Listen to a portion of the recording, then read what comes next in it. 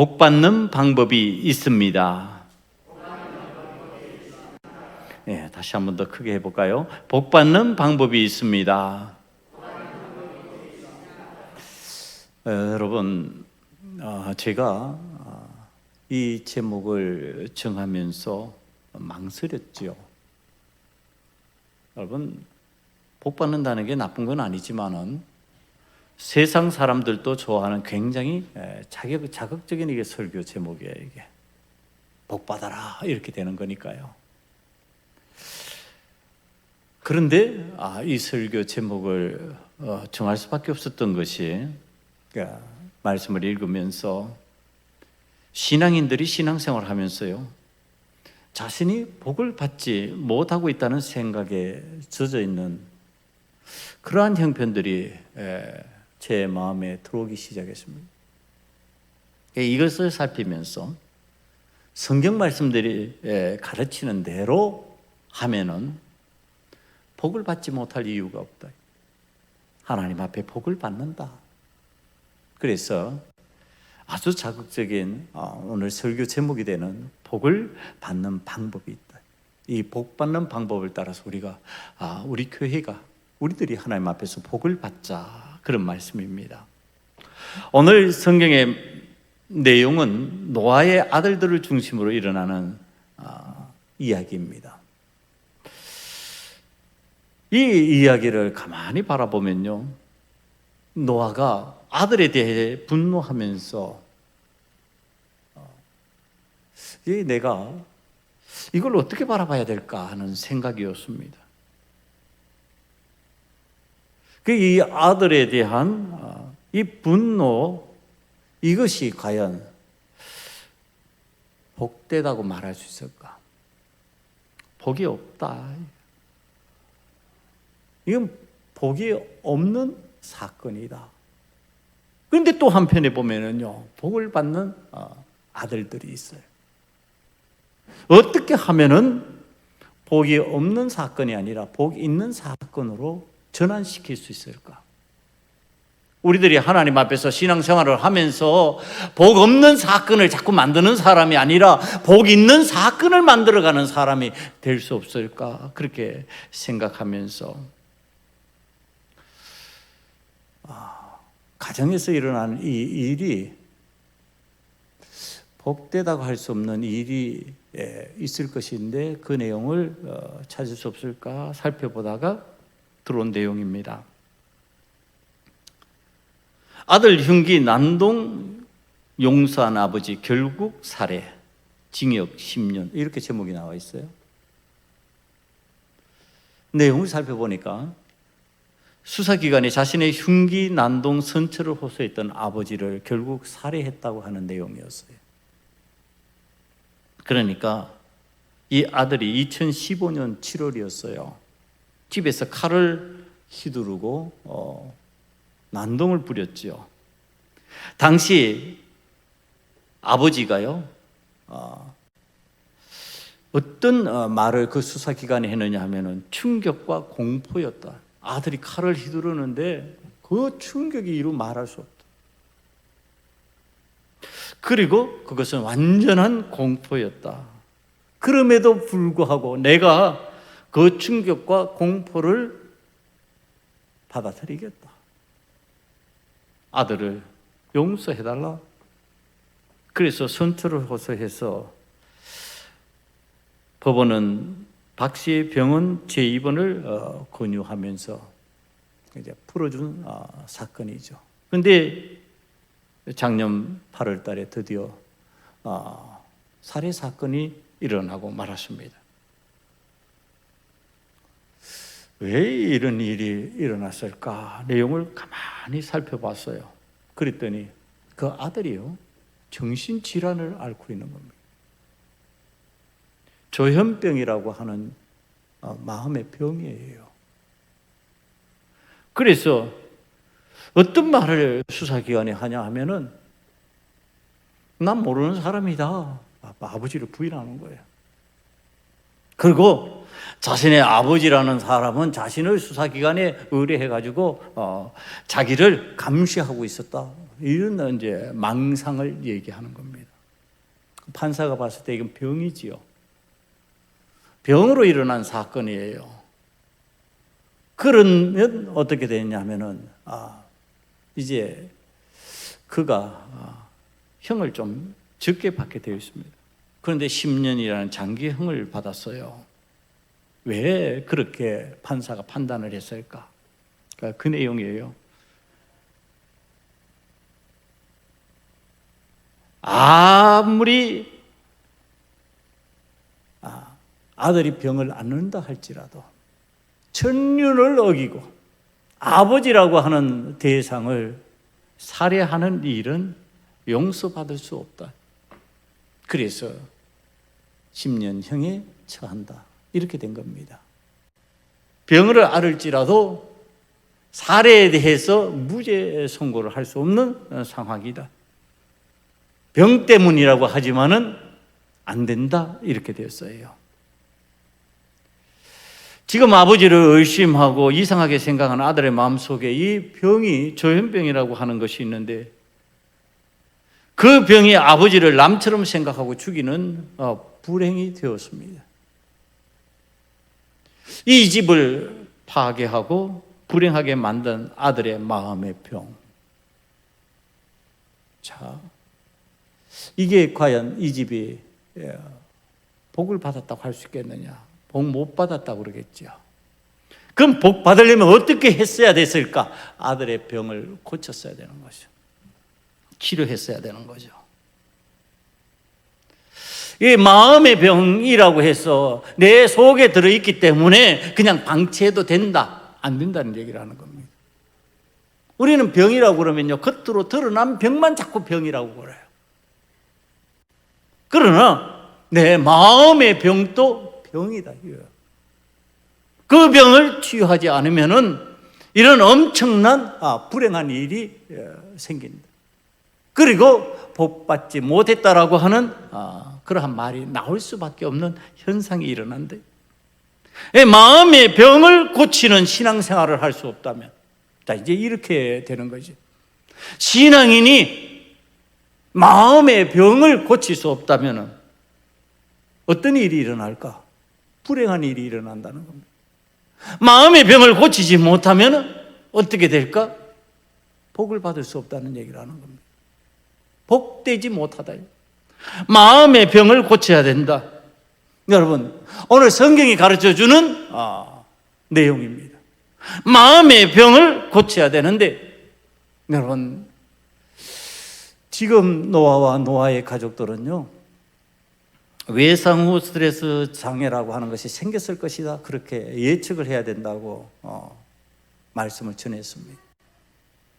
여러분, 지금 주변에서 함께하던 많은 사람이 사라져버리고 죽어버렸습니다.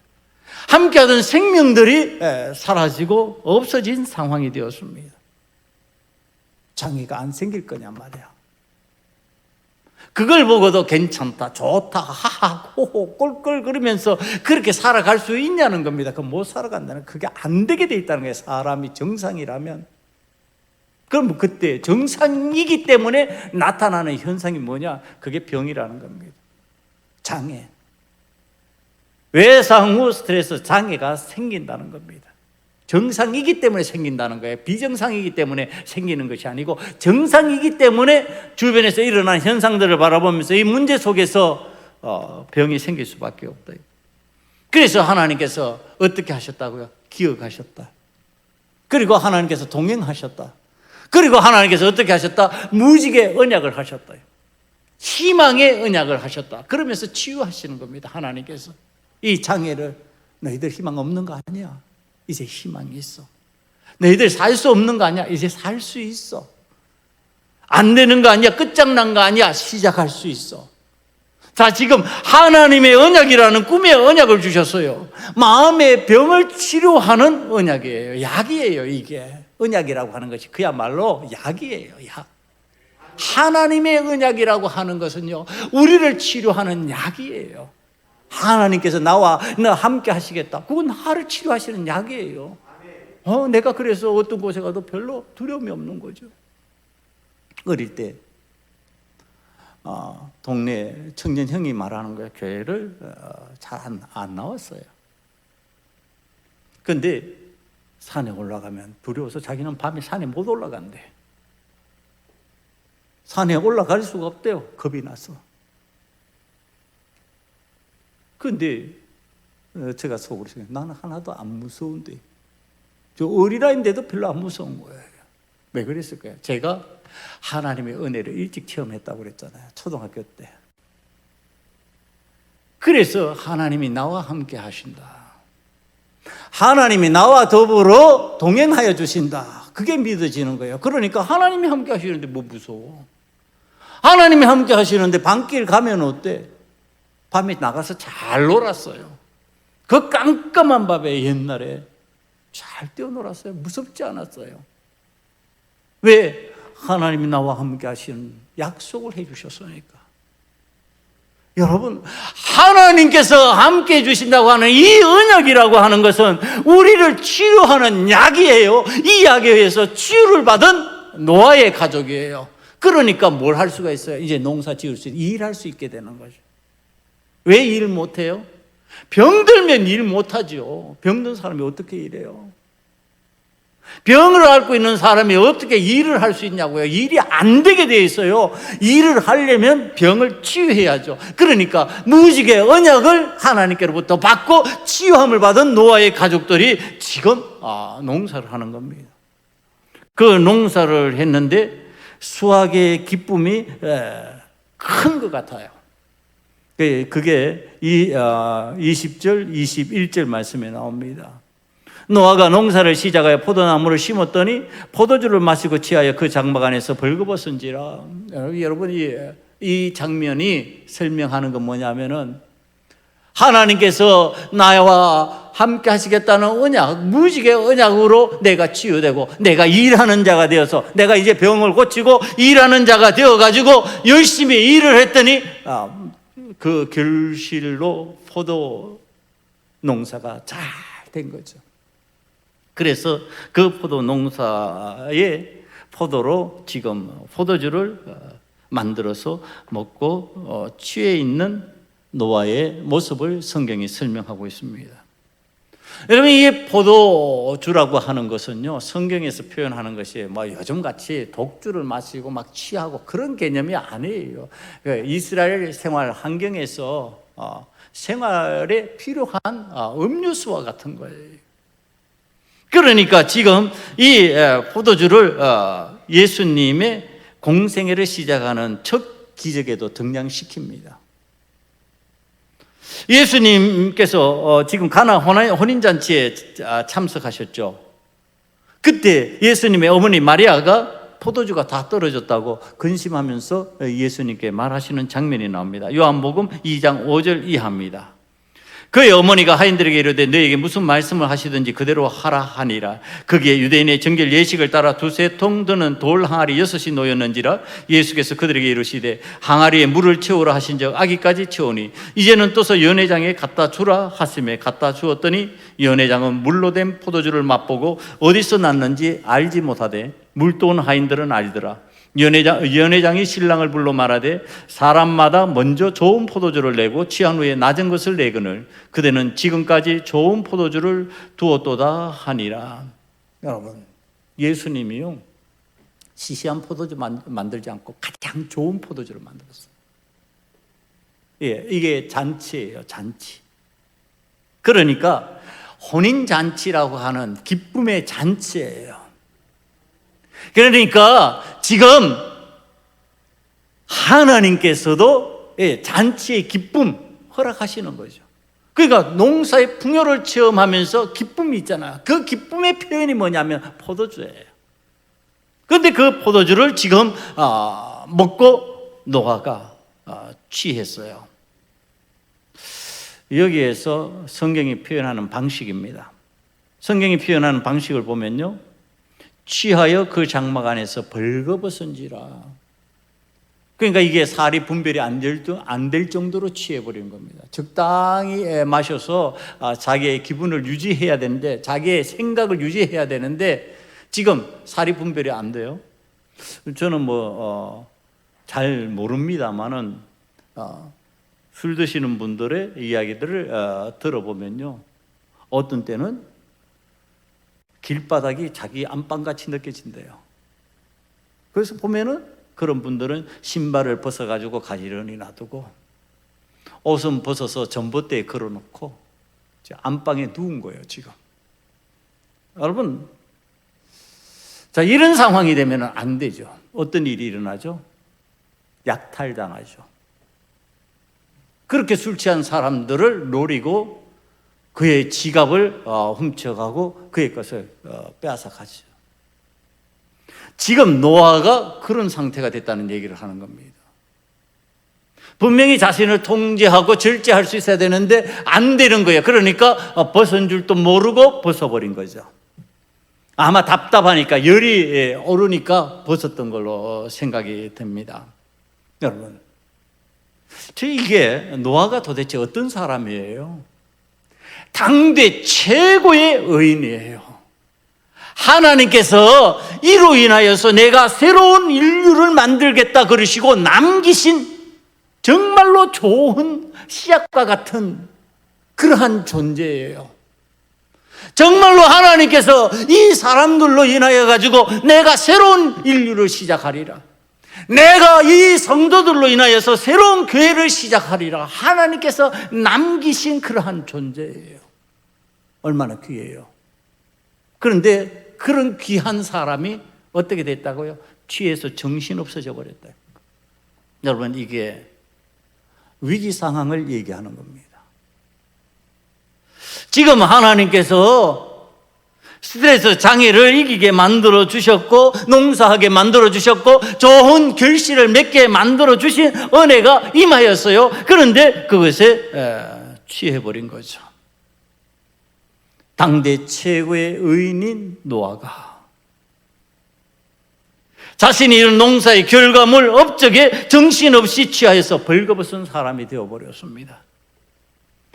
이 벌거벗은 장면을 혼자서만 경험했다면 얼마나 좋을까요? 여러분, 아니 혼자 있는데 벌거벗은들 어떻고 어떤 모습으로 있든지 무슨 상관이 있어요? 그건 흠이 아니에요. 혼자 있을 때 벗은 거죠. 그런데 문제는 뭐냐 하면 그걸 아들이 봤다, 성경이 이렇게 표현하고 있습니다. 성경이 지금 혼자 있는데 벌거벗었다, 그래서 끝났다, 이게 아니고 그것을 아들이 봤다요. 자, 이 아들이 봤는데 함이 아버지의 벌거벗은 하체를 보고 형제에게 알리는 장면이 나옵니다. 여러분, 저는 이제 이걸 보고 좀 의아했어요. 늘 보는 성경인데도 의아했습니다. 아니, 아들이 아버지의 벌거벗은 하체를 봤는데 그게 흠이 될까? 여러분, 동성애 자녀하고는요 목욕 같이 하잖아요. 저도 사위하고 같이 목욕합니다. 손주하고 같이 목욕합니다. 동성애 가족들하고 같이 목욕하잖아요. 목욕하는 경우들 있잖아요. 그게 흠이에요? 흠 아니에요. 함이 아버지의 하체를 봤다, 이것 자체가 흠일 수가 없어요. 아버지가 벌거벗은 것 자체가. 그런데 함이 형제에게 말하는 것, 이것을 노아가 알고 대노합니다. 그리고 저주를 해버립니다. 그럼 자, 이게 봤다가 문제가 아니라 뭐예요? 전했다가 문제예요. 어떤 것을 전했을까? 어떤 말을 했길래 노아가 그렇게 화가 났을까?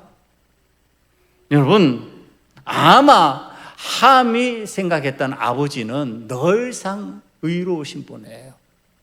허물이 없는 분이에요. 하나님께서 인정하시는 그러한 올곧은 분이에요. 그런데 그런 분이 지금 술에 취해가지고 하체가 드러날 정도의 상황이 되어버렸어요. 그러니까 이게 웃음거리가 되어버린 거죠. 자기 스스로에게. 아니, 우리 아버지 같은 사람도 저렇게 돼버리네? 그리고 그 내용을 지금 형제들에게 말한 거지요. 함이 지금 한 거에는요, 뭐가 있다고 지금 제가 그 단어를 이게 어떤 단어를 써야 될까 생각하다가 찾아낸 것이 의도적이었어요. 여러분, 지금 이 함은 아마도 의도적으로 아버지의 그 의로우신 아버지, 의인이라고 하는 아버지가 실수하고 있는 장면을 웃음거리로 삼고 말거리로 삼고 희롱해 버렸을 겁니다. 이걸 노아가 안 거지요.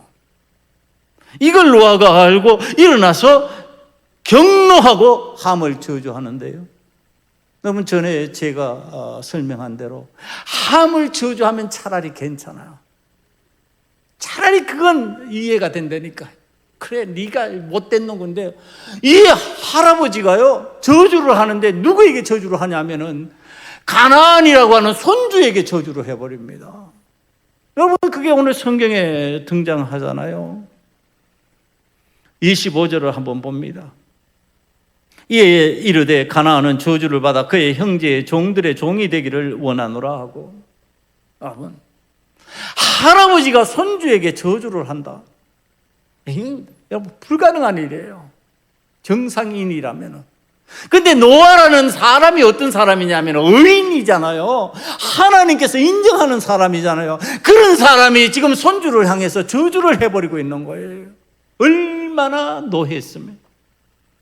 노아를 지금 정당화시켜주는 게 아니라 노아를 지금 상황을 이해하기 위해서 바라보면 그렇다는 거예요. 얼마나 노했으면 이 노아가 자신의 손주에게 저주를 했어요. 그것을 바라보는 아버지가 고통을 받게 만들어버리냔 말이에요. 너 고통, 내가 당하는 고통이 어떤 고통인 줄 알아? 내가 당하는 고통이 너의 아들이 종노릇하고 살아가는 것을 보는 그 고통과 같은 고통이야. 지금 그 뜻입니다. 이게 성경이 표현하는 방식. 네 아들 종노릇하면서 살아가는 거 봐. 네가 그런 짓에 네가 지금 의도적으로 나를 웃음거리로 삼어, 나를 말거리로 삼어, 나를 희롱거리로 삼어 지금 그러고 있는 거죠. 여러분, 이 내용을 살펴보면서 우리는 여기에서 이런 비극이 일어난 현장의 내용을 자세히 좀 살펴볼 필요가 있습니다. 먼저 노아가 왜 포도주에 취하고 정신없는 사람이 되었을까? 평소에 그렇게 단정하던 사람이 그런 상황의 사람이, 여러분, 이 성경을 이렇게 자세히 읽어보면요, 이 오늘 읽은 본문에서 도무지 찾을 수 없는 게 있어요. 그게 뭔지 아십니까? 제사, 우리 표현으로 예배가 없어요. 지금 풍성한 열매를 거두었잖아요. 오늘 맥주 감사주일로 하나님 앞에 우리가 드리는데, 지금 하나님 앞에서 지금 맥주 감사 주일을 드린다는 거 하는 의미가 무엇일까? 자, 지금 우리의 삶의 반을, 우리가 1년의 반을 지나면서 하나님 앞에 살아왔을 때 삶의 열매가 있었지 않냐 말이야. 그것을 가지고 우리들이 하나님 앞에서 즐거움과 행복으로 가족과 함께 지금 오늘을 살아가고 있지 않냐 말이에요. 그런데 그것에 그냥 취해버리는 거예요. 그 즐거움에 취해버리는 거예요. 그 결실에 만족에 취해버리는 거예요. 하나님 앞에 감사하는 장면이 안 보인다니까요. 하나님 이렇게 결실하게 해주시고, 하나님 이렇게 무지개 언약으로 우리를 치유하여 주시고, 우리를 고쳐주셔서 일할 사람으로 만들어주시고, 그 일로 인하여서 우리가 풍요를 경험하고 이렇게 풍성한 삶을 살게 해주시니 감사합니다. 하나님 앞에 그렇게 감사를 드리는 예배가 없는 거예요. 그 제사가 없어요. 추수 후에 감사를 드리지 않는 노아의 모습, 그러면서 뭐냐면 그 결실물로 자기를 즐겁게 만드는 포도주로 지금 만들어서 마시고 있는 겁니다.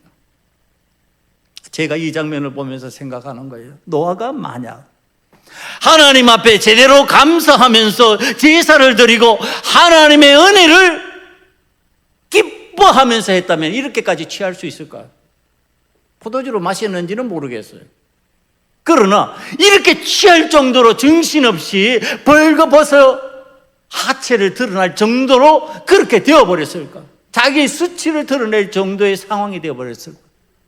정갈한 예배자가, 하나님을 만날 수 있는 사람이 하나님 앞에 예배 드리면서 그렇게 망가질 수 있을까? 여러분, 망가질 수 없어요.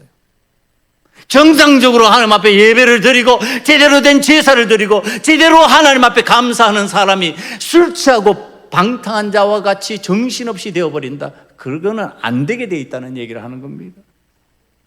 여호와 하나님을 위하여 정신없이 취하고 벌거벗었다, 이런 표현 없어요. 성경에 아무리 찾아봐도. 여호와 하나님을 위하여서 우리는 취했습니다. 여호와 하나님을 위하여 우리는 취하여서 정신없어서 벌거벗었습니다. 성경에 그런 표현이 없다니까요. 누구를 위해서? 자기 자신을 위해서, 자기 만족을 위해서 취하고 벌거벗어 버린 거예요. 여러분, 이 당대 최고의 의인 하나님께서 지금 이 사람으로 인하여 새로운 인류를 만들어 가시겠다고 작정하신 그 노아가 지금 이런 실수를 하고 있어요. 그런 노아라 할지라도 하나님 앞에 예배자가 되지 아니하고 하나님 앞에 감사하지 아니하고 하나님 앞에 정말로 하나님 기뻐하시는 삶으로 살겠다고 그렇게 하나님의 은혜를 구하지 아니하면 이렇게 돼버릴 수가 있다. 이렇게 망가져 버릴 수가 있다. 순식간에. 여러분, 제가 언제 말씀 전하면서 노아의 기록이 오늘 이것으로 끝, 종료입니다. 왜 그런지 아십니까? 더 기록할 게 없어요. 그런 의인이 지금 손주를 향하여서 저주를 내려버리고 종의 종이 되기를 원한다 그러고 그 고통을 자식에게 남겨주는 사람으로 성경이 등장하면서 그것으로 노아의 생애는 끝, 종결이에요. 여러분, 우리가 하나님 앞에서 그동안 의롭다고 인정받고 하나님 앞에서 믿음 좋은 사람이라고 인정받았다 할지라도 하나님 앞에 온전한 예배자 되는 모습으로 하나님 앞에 은혜를 감사하는 자로, 하나님께서 나에게 은혜를 베푸셨어요, 하나님 나를 치유하여 주셨어요, 내가 일할 수 있는 자로 만들어 주셨어요 하는 마음으로 하나님을 바라볼 수 없다면, 그리고 자기 만족에 빠져버린다면, 자기 스스로 취하는 자가 되어버려서 정신없는 자가 되어버린다면 노아와 같은 사람도 실수하듯이 나도 그렇게 될 수 있다는 겁니다. 여러분, 이렇게 되면 복이 없어져 버리는 거예요. 여러분, 함의 가정에 무슨 복이 있어요? 얼마나 불행해요. 얼마나 슬퍼 보여요. 자, 이런 정황에서 제가 다시 노아의 입장에서 벗어나서 이번에는 함의 입장으로 들어가 봤어요. 함이 왜 이랬을까? 그래도 노아의 아들인데, 노아의 아들로서 살아왔고 그렇게 그 심판 가운데서도 살아남은 존재가 되었고, 아버지가 조롱당하면서 하는 그 일에 동참하며 그 배를 만들었더니 하나님의 역사를 이루었더니 그 속에서 살아남은 자가 되었는데, 그런 은혜를 체험한 이 함이 어떤 입장이었길래 이랬을까? 여러분, 이 장면을 바라보면서 아버지의 흩어진 모습을 아마 함이 처음 봤을 거라고 그랬을 거예요. 흔히 잘 보기 힘들었을 겁니다.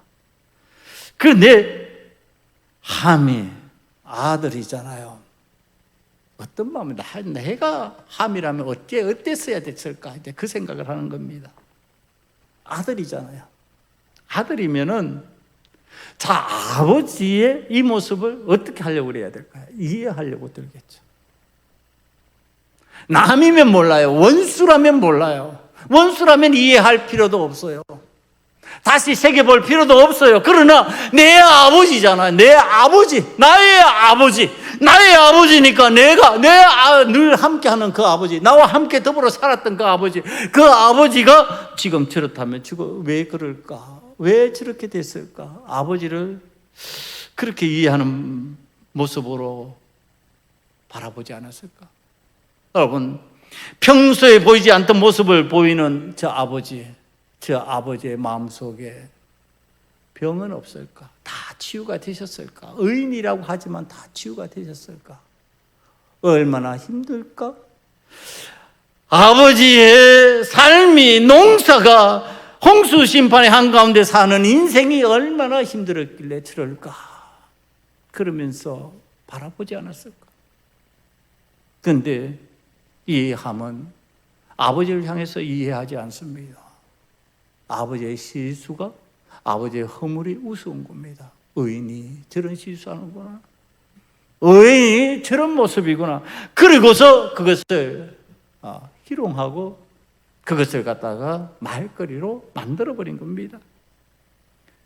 여러분, 자, 여기에서 등장하는 셈과 그 다음에 야벳이라고 하는 형제가 등장합니다.